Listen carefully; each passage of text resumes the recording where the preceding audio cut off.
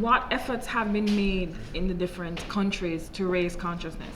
In Jamaica, we have a Taino Day, which interestingly is on the 5th of May when Columbus arrived, because previously it was Encounter Day, and we had the chairman of the JNHT, where I work at Jamaica National Heritage Trust. She said, under no circumstances are we going to be celebrating the Spanish, and when Columbus arrived and massacred the indigenous people. She wanted to have it, name it Indigenous May, but there was in opposition. The politicians didn't like Indigenous name.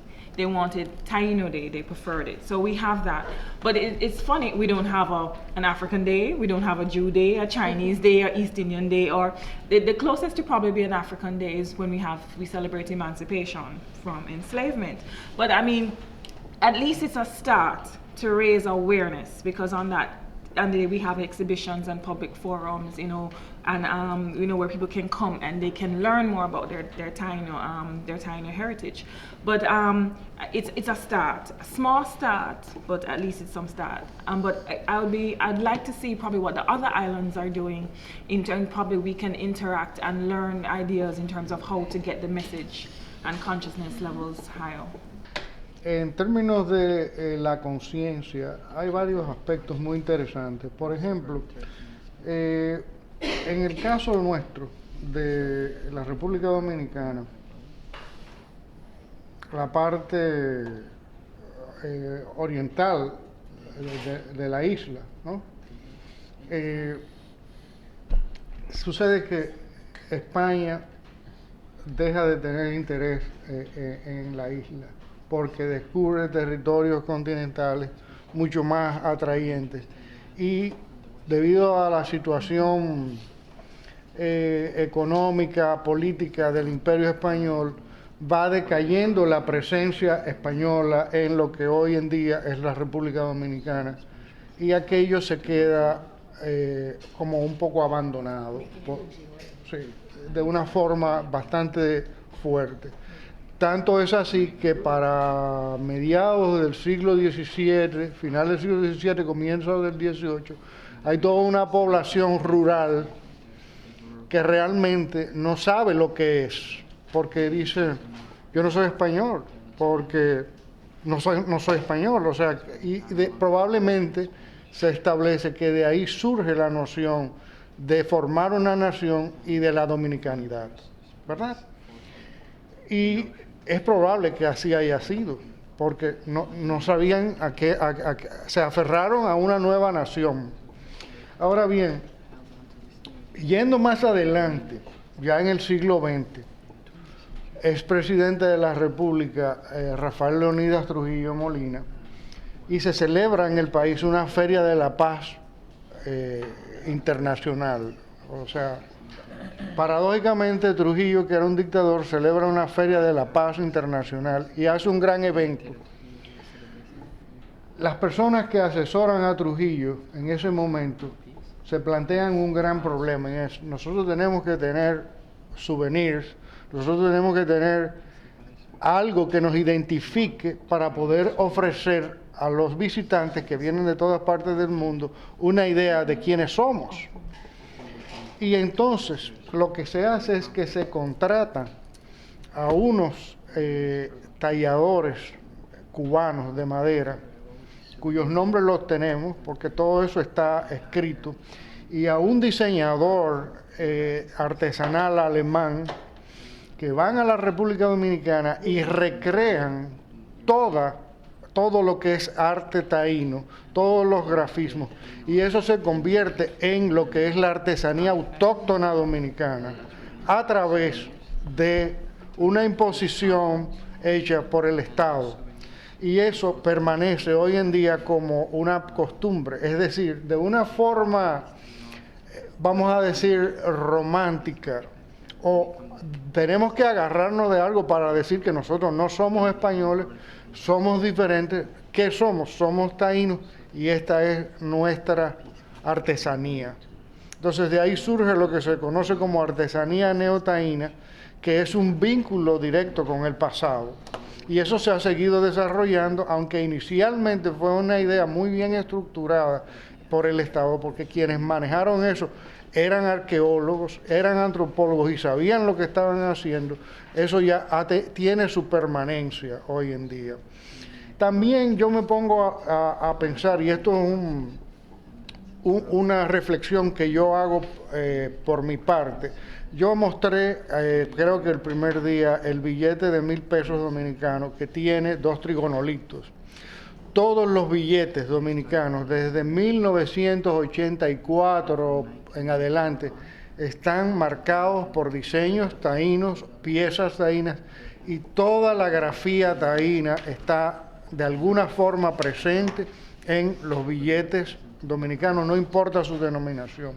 De igual manera, en los billetes está la flor dominicana, que es la flor de la caoba, que es un árbol de la isla, y por lo tanto se refiere a la isla taína.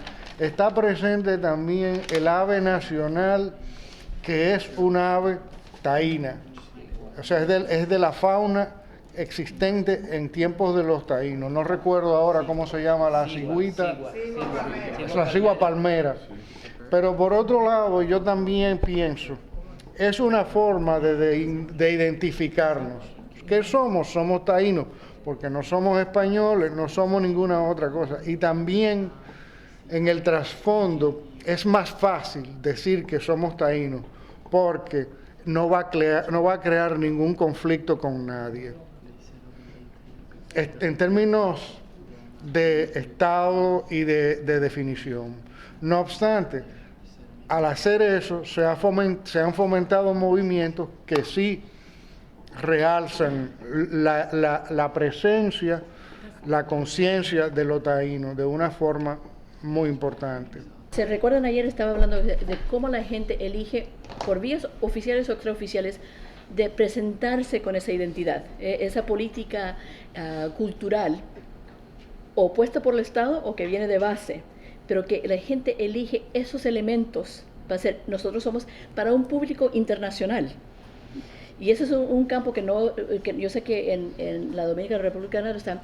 Cuando estaba averiguando imágenes, vi de Puerto Rico, que es un lugar muy contestado, que existe en esta identidad, que existe en esta gente, con el coquí y los semís, y abundan, o sea, hasta el punto que yo me quedé mareada. Dije, ¿cómo es posible? Aquí se pueden negar eso, si están incorporando todos esos términos con la bandera, eso está tan relacionado. O sea, es otro ejemplo de lo que comentaste, una conciencia latent consciousness, una conciencia que está dormida, por decir, que está congelada. One thing that you mentioned, though, this idea about consciousness and indio within the Latin American concept, that if we're not wearing a loincloth or feathers, then we're not Indians. And I think that that's not only a Latino perspective that runs the gamut into the intellectual discourse, because that's the way many of these anthropologists, archaeologists, sociologists, or whoever have looked at this question for a long time, and that's what happened in that El Museo del Barrio exhibit, where the head of that project, who was kind of the guiding force of the catalog, Ricardo Alegría, shifted in the discourse in that way, in a way to again make it the past, not the present. But so I want to say that that's not only a Latino perspective, it's ingrained in Latino culture, but it runs the gamut across, because even when you get to other communities, Americans, oh, I didn't know they had Indians in there, or I wasn't aware, or that, et cetera, et cetera. So that's one point about consciousness, that idea runs the gamut. The other thing is that we brought something up yesterday about multi-generational trauma, and reasons why, as was mentioned this afternoon or this morning, about latent consciousness, and why there are reasons for quote-unquote latent consciousness. And I just think that it's important, again, to highlight at some point how the educational system, how the religious construct, I'm talking about the Christian religious construct, has all played a part in the oppression of consciousness, right? And there's reasons why, survival mechanisms that have come to play, why people who understood who they were want to protect their children, and there's reasons why certain information is not passed to them. And why we create generations of people with latent consciousness is a result of oppression, right? And an ongoing internalized oppression at every level. Again, you know, you talk about consciousness, people doing things, but again, we go back to the museum, and the Taino bones are the only ones under the glass case, but yet out of many come one, right? So I just want to say that there's a continuous oppression that forces people into this state of latent consciousness that needs to be addressed. Because if our grandmothers were saying, sí, nosotros somos indios, but then when we get to school and look at the authority figure, ay, los indios se acabaron todo, you know? That puts a dilemma inside a child's head. Who do I look at as the authority figure? My grandmother who didn't complete 8th grade?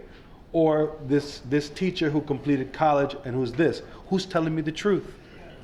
Right? So after a few generations of that, you have what we have in the Caribbean. And I think that is a point that needs to be highlighted and shown in a way that people can relate to that and say, wow, if my truth was taken away from me in that way, how would I feel? You know, how would that affect me and how I look at the world? Es que yo recuerdo cuando yo estaba en la escuela superior, si uno cometía una torpeza, le decían, ¿qué jíbaro eres? ¿Te acuerdas? We cannot also forget the whole independence movements in Latin America that caused the creation of nationhood and the maniobras, you know, that happened when countries were trying to say this is who we are as a nation because we're stepping away from our colonial masters. That they created a generic kind of composite sense of who people were as Cubans, as Mexicans, as Venezuelans and stuff, that had the impact of leveling out, you know, kind of compressing and essentializing nationhood that took away certain diversity because it was a way of consolidating a nation, an infant nation that was in being. So you have that strategic kind of oppression that took it away for a variety of reasons.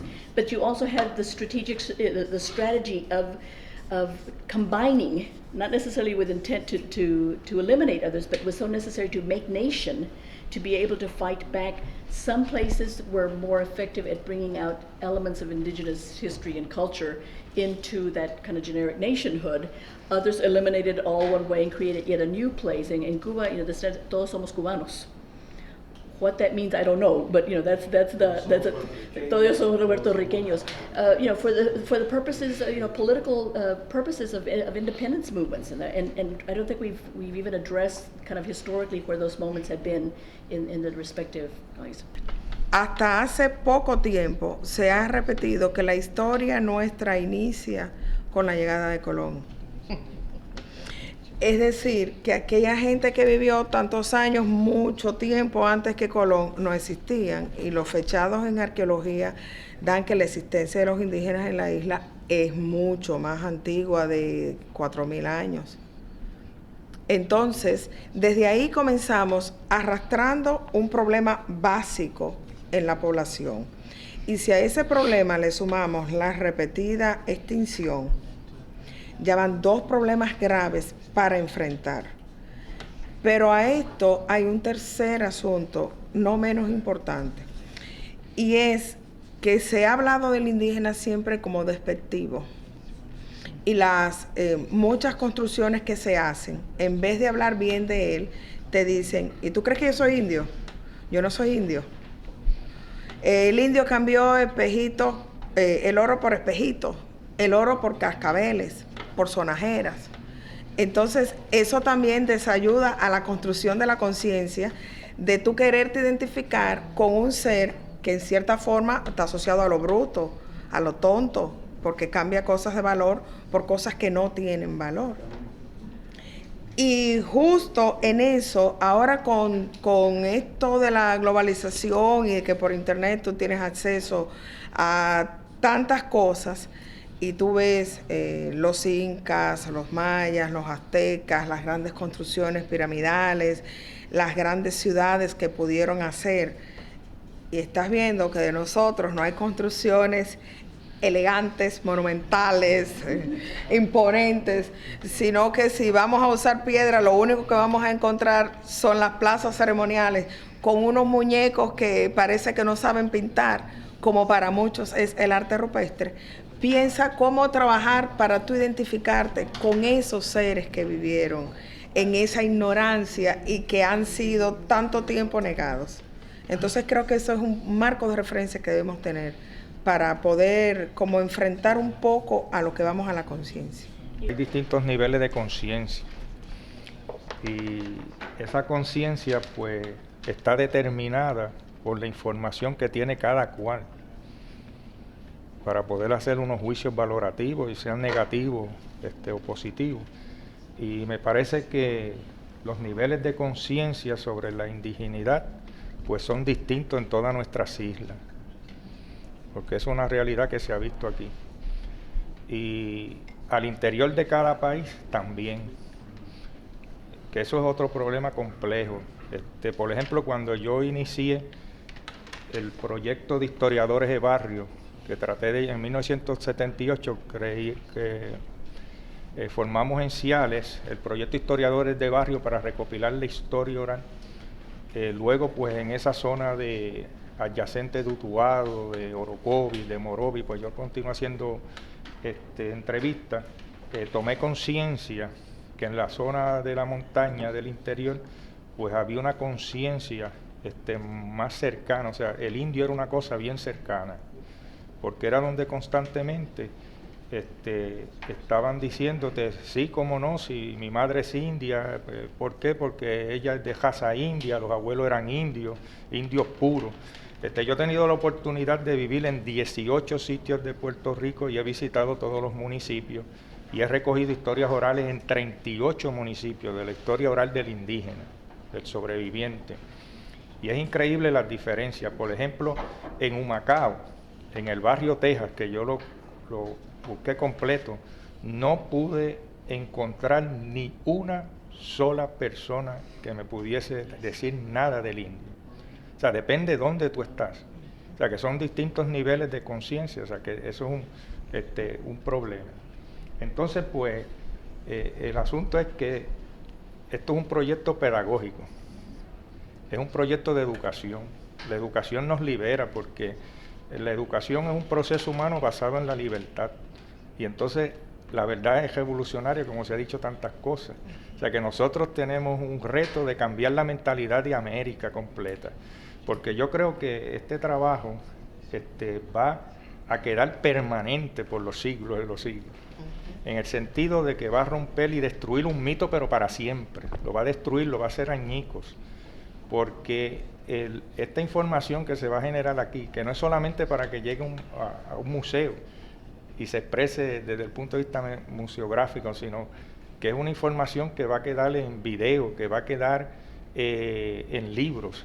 O sea, que es una oportunidad muy buena. Decía un indio yaqui, decía que yo fui inteligente hasta que llegué a la escuela. Porque sí, la escuela en nuestro mundo colonial, porque el mundo colonial y la mentalidad colonial va más allá de la independencia. Es un problema ideológico grande de nuestro colonialismo. Y en ese sentido, pues, nosotros somos unos seres deformados. Nuestra historiografía puertorriqueña pues es un desastre porque es una historiografía colonial. Y no importa que le escriba un estadista o un independentista, porque carga con una serie de mitos y de historias falsas, de historias coloniales falsas. Entonces nosotros lo que estamos tratando es de rescatar esas historias subterráneas para que se conviertan en historias contestatarias de la historia oficial. Y ese es nuestro primer gran paso desde el punto de vista pedagógico, ¿no? O sea que tenemos una oportunidad. En términos de las respuestas aquí yo le anoté una de las más comunes. Por ejemplo, ¿qué entienden los indios? ¿Qué entienden por indio los puertorriqueños? Las respuestas que más a mí me decían al instante era que eran los primeros que llegaron aquí. Segunda respuesta, la gente que estaba antes que Colón. Pero fíjese esta respuesta, una tercera respuesta.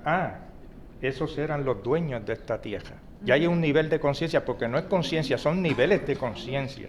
Pero esos niveles de conciencia están basados en la información.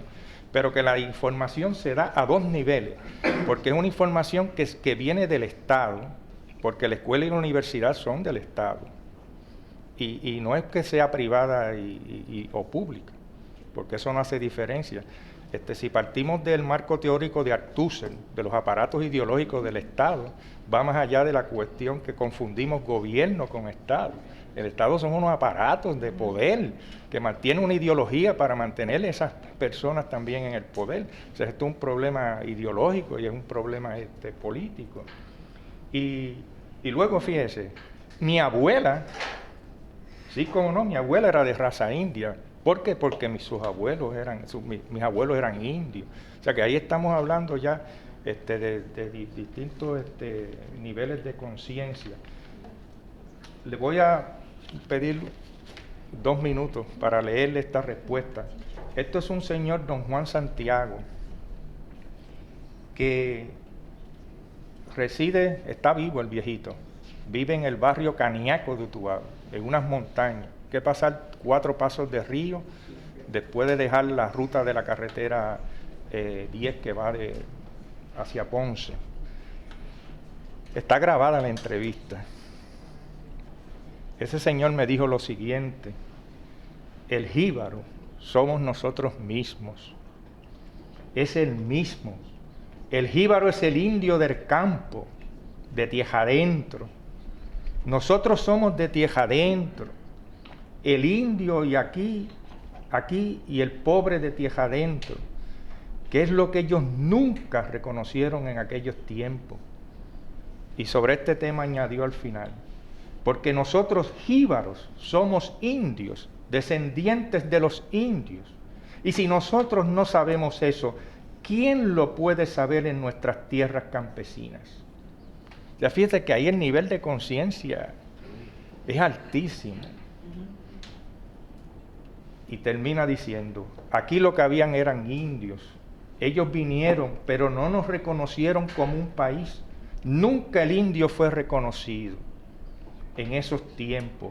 Y esta tierra era de raza india. Pero ellos nunca reconocieron la raza india aquí, que eran los verdaderos dueños de esta tierra. Nunca los reconocieron. Ese es el problema que hay hoy, termina diciendo el viejito. O sea, yo me quedé impactado, en shock con ese discurso, porque esto es un discurso.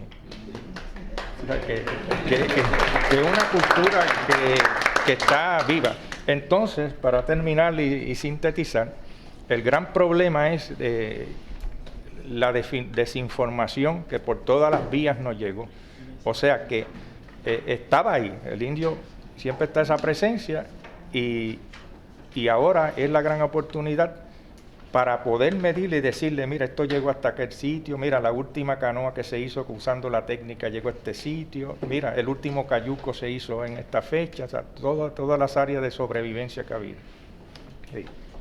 Short precaution that I think is a methodological one important. I teach at the university in Haiti as well, and I was teaching one of the courses, my courses last week, just before I came here, and notions of identity, etc., and organization in the rural milieu. And I was surprised at the knee-jerking reaction of some students. They said, they don't want to go back to the past. No. They don't want to not be able to get richer. They need to be able to get richer. They have a problem with social control in rural communities.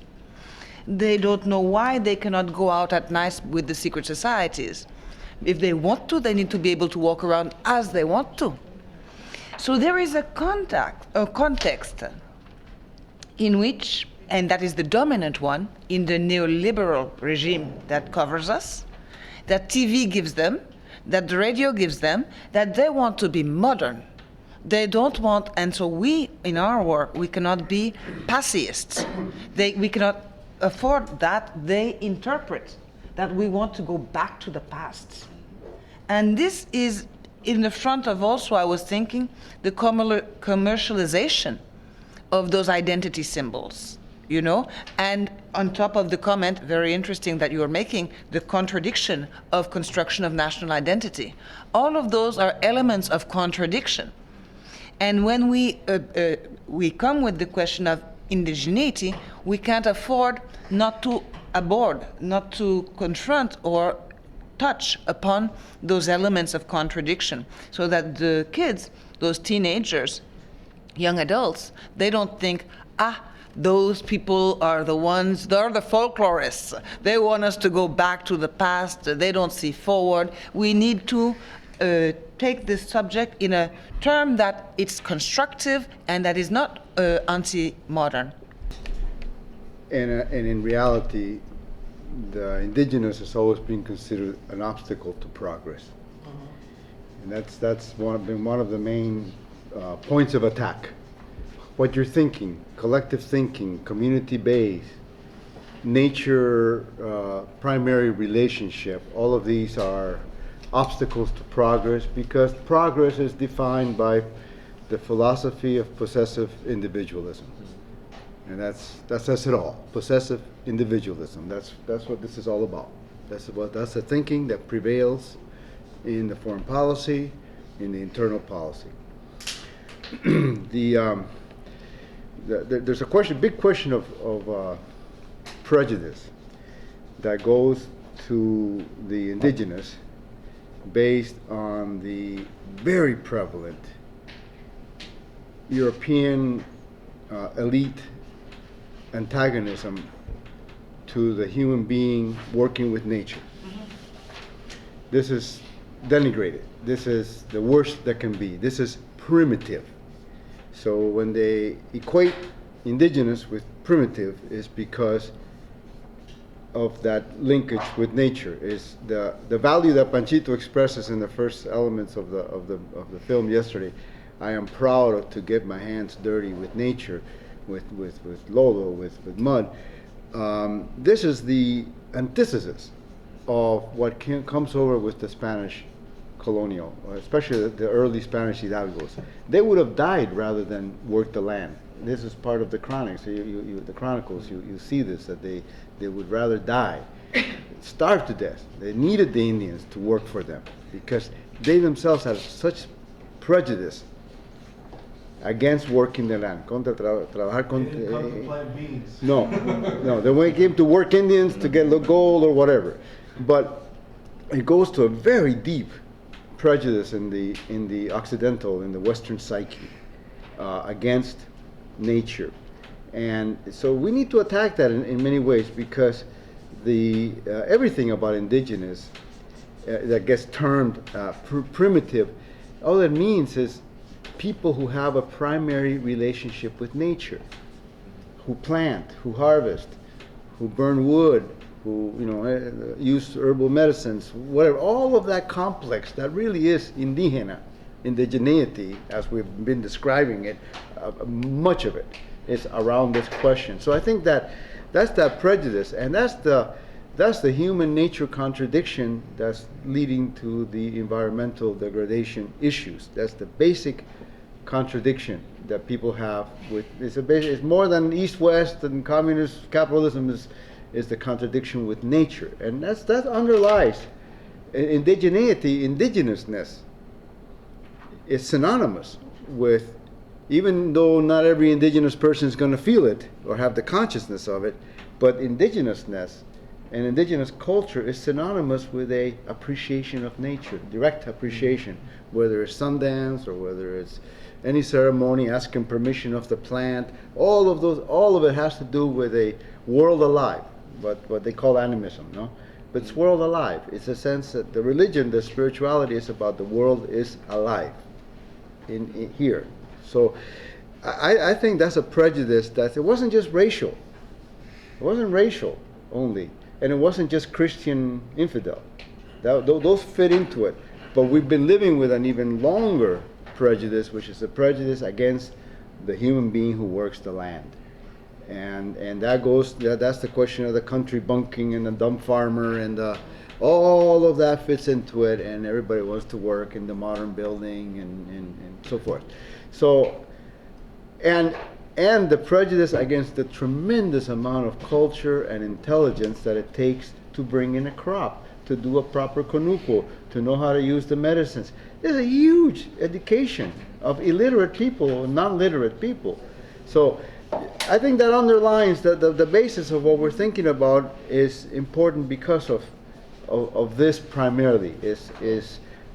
Really we need a new analysis of that human-land nexus and where the world goes from here, because all of that we're living is 150 years old. We have an industrial revolution based on easy fire making with oil. The oil is going down. We know we've used half of the resources of oil in the world, and the other half is very expensive to get. So that can of tuna that comes from Japan that you pay, so much for now, is going to get very expensive.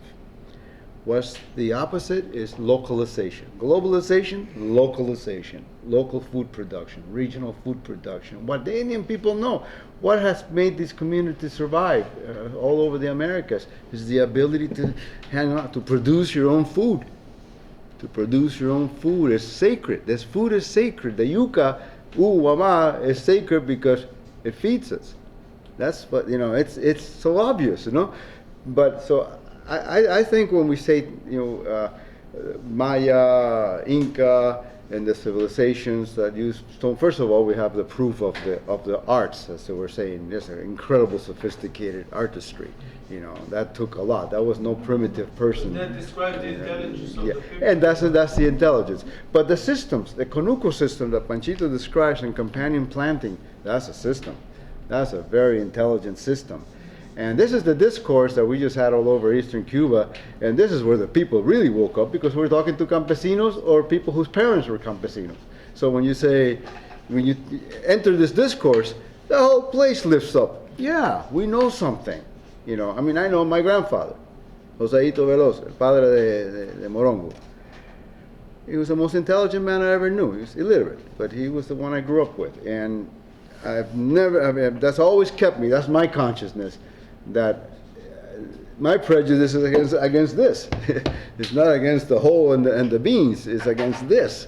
I can use it, but I think that's the very broad idea, is the relationship of the human being with nature, and what this history, what these cultural norms inform us about that, including the religious, which is appreciation of nature, appreciation of the spirit of our ancestors, appreciation of the generations. Those are very important elements. We don't have an ideology, but if we were to have one, it would form out of those elements.